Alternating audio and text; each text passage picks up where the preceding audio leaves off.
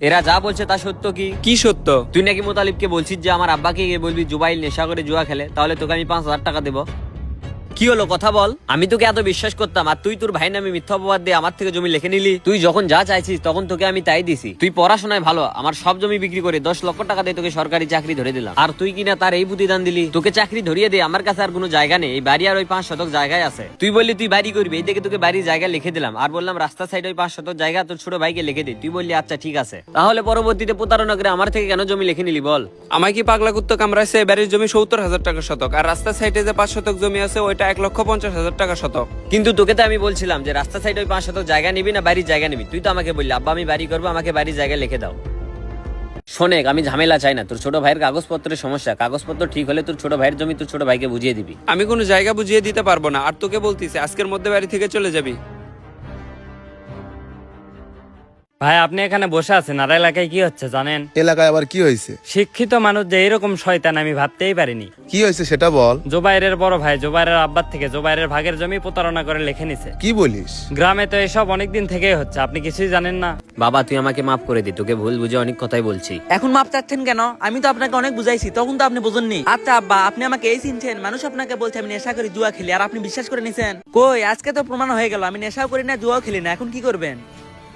গ্রামের মানুষেরা আমাদের কিনে হাসাহাসি করতেছে, এসব কি আমার ভালো লাগতেছে? আপনার বড় ছেলেকে আপনি শিক্ষিত করছেন, কিন্তু মানুষের মতো মানুষ করতে পারেননি। বাবা তুই কোনো টেনশন করিস না, তোর বড় ভাইয়ের থেকে জমি আমি তোকে নিয়ে দেবো। কি বড় ভাইয়ের থেকে জায়গা আমাকে নিয়ে দিবেন? যে বড় ভাই আমার নামে মিথ্যা অপবাদ দিয়ে জায়গা নিছে, সে আবার জায়গা ফিরিয়ে দিবে? তোকে জায়গা ফিরিয়ে দিতে যা যা করা লাগে আমি তাই করব। আপনাকে জায়গা ফিরিয়ে দিতে হবে না, আমার হাত পা আছে, আমি ইনকাম করে জায়গা কিনবো। তোর বড় ভাইয়ের যে ভাব দেখলাম, মনে হয় তোকে বাড়ি থেকে বের করে দেবে। ওই বের করে দেওয়ার আগে আমি বাড়ি ছেড়ে চলে যাব। তোর বড় ভাইকে নিয়ে কতই না স্বপ্ন ছিল, সব স্বপ্ন মাটি হয়ে গেল। এই জন্যই মানুষ বলে কাউকে নিয়ে এত স্বপ্ন দেখা উচিত নয়। তোর বড় ভাই যখন যা চাইছে তখন তাই দিছি। 10 লক্ষ টাকা দিয়ে সরকারি চাকরি ধরে দিলাম, আর সে এমন করলো। তোর ভবিষ্যৎ আমি করে দিতে পারলাম না, আমাকে মাফ করে দিস। আপনাকে মাপ চাওয়া লাগবে না, বড় ভাইকে একটু বেশি বিশ্বাস করছিলেন, এই জন্যই আজকে এই অবস্থা। তুই আমার 5,000 টাকা দে। ভাই আমার কাছে টাকা নাই। তুই আমার আব্বাকে এইসব কেন বলে দিলি? আপনার ছোট ভাই ইতিমের মতো গ্রামে ঘোরাফেরা করতেছে, এই জন্য আপনার আব্বাকে বলে দিছি। তুই না খুব বলতি তুই টাকা পেলে পায়খানা সাফ করা থেকে শুরু করে সব কাজ করতি, এখন আবার এরকম করলি কেন?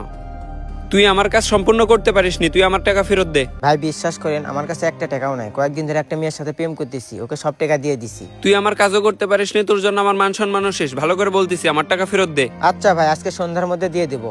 পৃথিবীর সব থেকে বড় অপবাদ হচ্ছে মিথ্যা অপবাদ। এই মিথ্যা অপবাদের জন্য আমি কয়েকদিন ঘুমাতে পারিনি। আচ্ছা তোর কি ওটা সৎ ভাই নাকি? সৎ ভাই হবে কেন? সৎ ভাই নয়, তাহলে তোর নামে মিথ্যা অপবাদ দিয়ে কিভাবে জমি লিখে নিল? তুই একটা কাজ কর, থানায় যা। থানায় গিয়ে কি করব? প্রতারণার মাধ্যমে জমি লিখে নেওয়া দণ্ডনীয় অপরাধ। থানায় গিয়ে তোর ভাইয়ের নামে মামলা কর।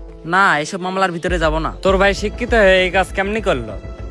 তুই তোর বড় ভাইকে যতটা সম্মান করিস, তোর বড় ভাই কিন্তু তোকে ততটা সম্মান করে না। বাড়ির জমি তোর বড় ভাইয়ের নামে, রাস্তার সাইডে যে 5 শতক জমি সেটাও তোর বড় ভাইয়ের নামে। তোকে যদি বাড়ি থেকে বের করে দেয় তাহলে কোথায় যাবি?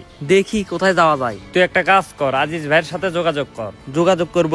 আজিজ ভাই একটা কারখানার ভালো পজিশনে আছে, তুই ওখানে যা, তোকে একটা কাজ দিবে। দেখি কি করা যায়। করিম কাকা, মেম্বার সাহেব বাসায় নাই। বাসায় নাই? কোথায় গেছে? বোনের বাড়িতে। আজকে কি আসবে? না, আগামীকাল আসবে। মেম্বার সাহেবের একটু দরকার ছিল। মেম্বার সাহেব আসলে আমি বলবো নি। তা করিম কাকা, আপনার 2 ছেলের কি হয়েছে? ওই সব নিয়েই তো মেম্বার সাহেবের সাথে কথা বলতাম। আচ্ছা, আমি এখনই ফোন করে বলে দিচ্ছি। আচ্ছা মনি করে বলে দিও। ঠিক আছে। আনোয়ার, জীবন অনেক পাপ কাজ করছি, ভাবছি এবার ভালো হয়ে যাব। তুই ভালো হবি? হ্যাঁ, আগামীকাল থেকে 5 ওয়াক্ত নামাজ পড়বো। আমার মনে হয় না তুই ভালো হতে পারবি। বিয়ে করার জন্য হলেও আমাকে ভালো হতে হবে। সুমন ভাই আর জুবাইরের কি হলো? জুবাইরের আব্বাকে আমি সবকিছু বলে দিছি, কিন্তু একটা সমস্যা হয়েছে। কি সমস্যা? সুমন ভাই আমার থেকে 5,000 টাকা চাচ্ছে। টাকা নিচে দেওয়া তো লাগবেই। এভাবে বসে থাকলে হবে? চল থানায় গিয়ে তোর বড় ভাইয়ের নামে মামলা দে, তাহলে জমি বুঝিয়ে দিবে। মামলা করে কি হবে? মামলা করে কি হবে মানে? তোর বড় ভাই আমার থেকে প্রতারণা করে জমি লিখে নিয়েছে, প্রতারণার একটা মামলা দেবো। এমনি থেকে আমাদের মান সম্মান শেষ, এখন যদি আপনি নিজের ছেলের নামে মামলা করতে যান তাহলে যা আছে তাও আর থাকবে না। তাহলে এখন কি করবি? তোর বড় ভাই তো তোকে বাড়ি থেকে বের হয়ে যেতে বলছে। আমি আজিজ ভাইয়ের সাথে কথা বললাম, আজকে আমি ঢাকায় যাব। ঢাকায় যাবি? হ্যাঁ, আজিজ ভাই আমাকে একটা কাজ ম্যানেজ করে দিতে চাইলো। আজকে আমার জন্য তোর এই অবস্থা, আমাকে মাফ করে দিস। তাহলে কখন ঢাকায় যাবি? কি রে, তুই এখনো যাসনি? না যাইনি, কিছুক্ষণের মধ্যেই চলে যাবে, তাহলেই তো তোর শান্তি। হ্যাঁ তুই চলে যাবি, আর এই বাড়িতে কোনোদিন আসবি না। আর আপনার কি সমস্যা? আমার সমস্যা? এর আগে আপনার ছোট ছেলে বলে বেড়াচ্ছে আমি নাকি প্রতারণা করে জমি লিখে নিছি, আর এখন আপনি বলতেছেন আমার কি এই সমাজে মান সম্মান নেই? কি তোর আবার মান সম্মান? তুই যদি মান সম্মান থাকতো তাহলে এরকম করতি না।